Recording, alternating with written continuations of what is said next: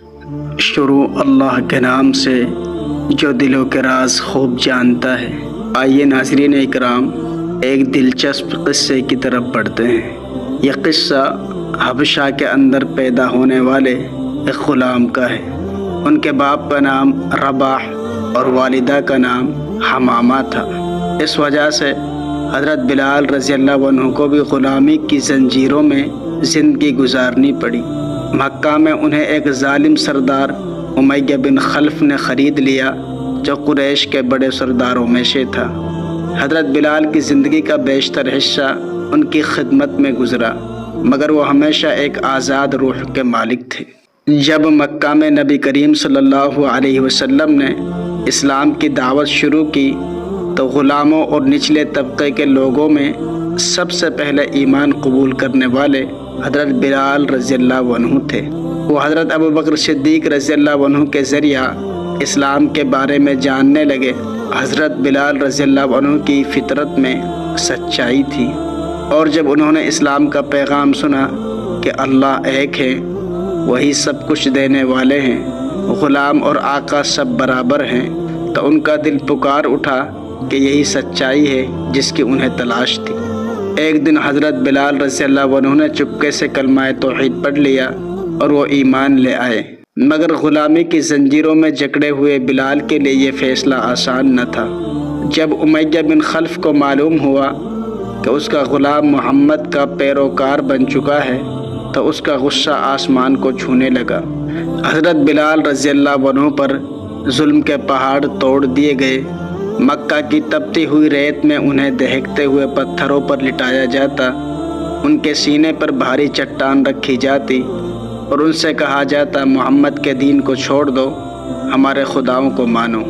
مگر بلال رضی اللہ عنہ کا جواب ہمیشہ ایک ہی ہوتا، احد احد، اللہ ایک ہے، اللہ ایک ہے۔ یہ الفاظ مکہ کی گلیوں میں گونجنے لگے۔ غلاموں اور کمزوروں کے لیے یہ پیغام تھا کہ ایمان کی راہ میں صبر کرو اور اللہ تمہیں ضرور عزت دے گا۔ یہ خبر حضرت ابوبکر صدیق رضی اللہ عنہ تک پہنچی۔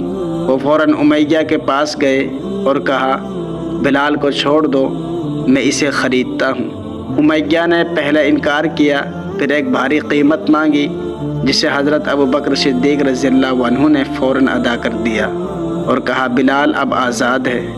یہ اسلام میں خرید کر آزاد کیے جانے والے پہلے غلاموں میں سے ایک تھے۔ نبی کریم صلی اللہ علیہ وسلم کو جب معلوم ہوا تو انہوں نے بلال کو سینے سے لگایا اور فرمایا بلال اب تم آزاد ہو اور اللہ کے قریب ہو۔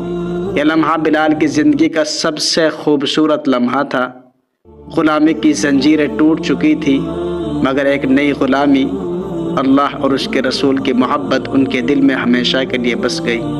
جب نبی کریم صلی اللہ علیہ وسلم ہجرت کر کے مدینہ تشریف لے گئے تو مسلمانوں کے لیے نماز کے اوقات کا تعین کرنے کی ضرورت پیش آئی۔ ایک دن حضرت عبداللہ بن زید رضی اللہ عنہ نے خواب میں دیکھا کہ ایک فرشتہ اذان کے الفاظ سکھا رہا ہے۔ جب نبی کریم صلی اللہ علیہ وسلم کو یہ خواب سنایا گیا تو انہوں نے فرمایا یہ سچا خواب ہے، حضرت بلال کو یہ الفاظ سکھا دو کیونکہ اس کی آواز سب سے زیادہ بلند اور خوبصورت ہے۔ یہ وہ لمحہ تھا جب حضرت بلال رضی اللہ عنہ کو اسلام کا پہلا مؤذن بننے کا شرف حاصل ہوا۔ جب پہلی بار ان کی آواز مدینہ کی فضا میں گونجی اللہ اکبر اللہ اکبر، تو ہر طرف خاموشی چھا گئی۔ یہ اعلان صرف نماز کے لیے نہیں تھا، بلکہ یہ اعلان تھا کہ اسلام ایک نئی روشنی لے کر آیا ہے۔ چند سال بعد جب مسلمان مکہ میں فاتح کی حیثیت سے داخل ہوئے تو نبی کریم صلی اللہ علیہ وسلم نے حکم دیا کہ خانہ کعبہ کو بتوں سے پاک کیا جائے۔ جب تمام بت توڑ دیے گئے تو نبی کریم صلی اللہ علیہ وسلم نے فرمایا بلال آج خانہ کعبہ کی چھت پر چڑھ کر اذان دو۔ یہ وہ لمحہ تھا کہ جب وہی غلام جسے چند سال پہلے انہی گلیوں میں گھسیٹا جا رہا تھا آج توحید کا اعلان کر رہا ہے۔ اللہ اکبر کی گونج نے مکہ کی فضا کو بدل کر رکھ دیا۔ نبی کریم صلی اللہ علیہ وسلم حضرت بلال رضی اللہ عنہ سے بے حد محبت کرتے تھے۔ ایک دن آپ صلی اللہ علیہ وسلم نے ان سے فرمایا بلال میں نے جنت میں تمہارے قدموں کی آواز سنی ہے، تم ایسا کون سا عمل کرتے ہو حضرت بلال رضی اللہ عنہ نے عرض کیا یا رسول اللہ میں ہر وضو کے بعد نفل پڑھتا ہوں۔ یہ حضرت بلال کی زندگی کا سب سے بڑا اعجاز تھا کہ نبی کریم صلی اللہ علیہ وسلم نے انہیں جنت کی خوشخبری دی، مگر یہ محبت کا سلسلہ زیادہ دیر نہ چلا۔ جب نبی کریم صلی اللہ علیہ وسلم کا وصال ہوا تو حضرت بلال کے لیے مدینہ ویران ہو گیا۔ وہ جب بھی اذان دینے کھڑے ہوتے نبی کریم صلی اللہ علیہ وسلم کی یاد میں اذان رک جاتی۔ ایک دن انہوں نے حضرت ابوبکر سے اجازت مانگی کہ وہ مدینہ چھوڑ کر شام چلے جائیں۔ کئی سال بعد حضرت بلال کو خواب میں نبی کریم صلی اللہ علیہ وسلم کی زیارت ہوئی، جس میں آپ نے فرمایا بلال ہمیں بھول گئے ہو۔ یہ خواب دیکھ کر حضرت بلال رضی اللہ عنہ بے چین ہو گئے اور فوراً مدینہ واپس آئے۔ وہاں حضرت حسن اور حضرت حسین رضی اللہ عنہما نے کہا بلال ایک بار اذان دو، نانا کی یاد تازہ ہو جائے۔ جب حضرت بلال نے اذان دینی شروع کی اور اشہد ان محمد رسول اللہ پر پہنچے تو پورا مدینہ زار و قطار رونے لگا۔ لوگوں کو ایسا لگا جیسے نبی کریم صلی اللہ علیہ وسلم دوبارہ تشریف لے آئے ہوں۔ یہ حضرت بلال کی مدینہ میں آخری اذان تھی۔ حضرت بلال اپنی زندگی کے آخری ایام شام میں گزار رہے تھے۔